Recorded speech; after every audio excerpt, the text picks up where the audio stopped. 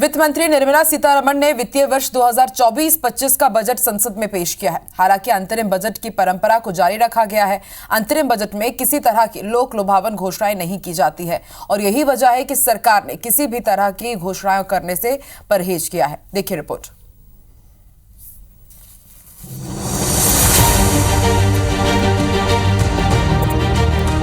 वित्त मंत्री ने 2047 तक विकसित भारत के लक्ष्य को दोहराते हुए अपना अंतरिम बजट पेश किया। ये मोदी सरकार के कार्यकाल का दूसरा अंतरिम बजट था। हालांकि अंतरिम बजट मुख्य रूप से नई सरकार के कार्यभार संभालने तक आवश्यक सेवाओं को बनाए रखने पर केंद्रित होता है, लेकिन इसमें कई प्रमुख उम्मीदें भी होती हैं।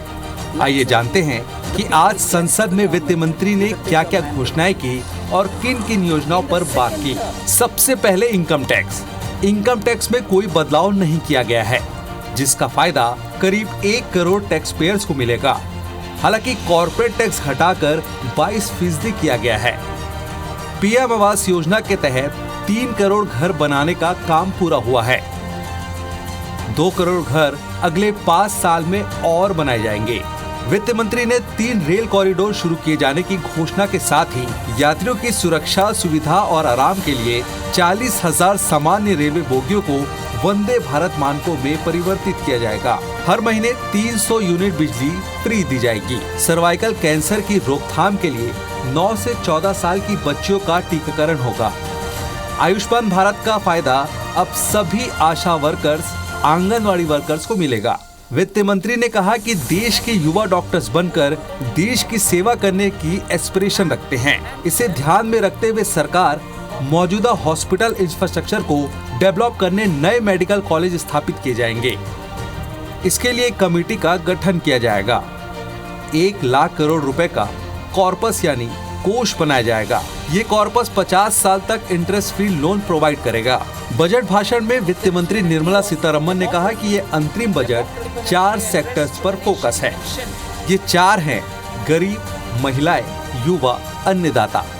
उन्होंने बताया कि जारी वित्त वर्ष में स्किल इंडिया ने 1.4 करोड़ युवाओं को ट्रेनिंग दी है। 7 नए IIT और 7 नए IIM खोले जाएंगे। देश में 3000 नए ITI बनाए गए हैं। 16 IITs और 390 यूनिवर्सिटीज का भी निर्माण किया गया है। वहीं 10 साल में हायर एजुकेशन में 28% एनरोलमेंट बढ़े हैं। इसके अलावा वित्त मंत्री ने सदन में बताया कि हम गरीबों को सशक्त करने में विश्वास करते हैं। सरकार की योजनाओं से गरीबी कम हुई है। किसान हमारे अन्नदाता हैं। किसान सम्मान योजना के तहत वित्तीय सहायता दी जाती है। किसानों को कई तरह का समर्थन दिया जा रहा है, जिसके तहत 11.8 करोड़ किसानों को पीएम किसान सम्मान निधि योजना का लाभ मिला है। 4 करोड़ से अधिक किसानों को फसल बीमा योजना का फायदा मिला है। किसान संपदा योजना का 38 लाख किसानों को लाभ हुआ है। वित्त मंत्री ने कहा कि युवाओं को सशक्त कर रहे हैं। राष्ट्रीय शिक्षा नीति में बदलाव कर बच्चों के विकास के लिए अच्छी शिक्षा दी जा रही है।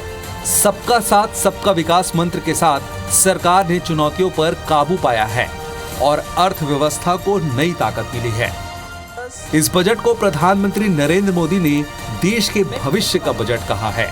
ये बजट इंक्लूसिव और इनोवेटिव बजट है। इस बजट में कंटिन्यूटी का कॉन्फिडेंस है।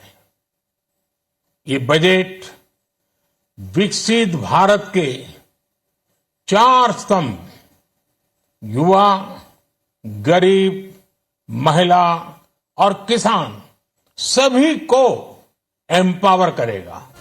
बता दें, एक अंतरिम बजट जिसे अक्सर वोट ऑन अकाउंट के रूप में जाना जाता है, इसे अक्सर उस समय पेश किया जाता है जब सरकार का कार्यकाल समाप्त होने में कम समय बचा रहता है। अंतरिम बजट में रेलवे, एविएशन और बंदरगाहों सहित बुनियादी ढांचों पर बड़ा जोर रहा। Bureau report, IBC 24।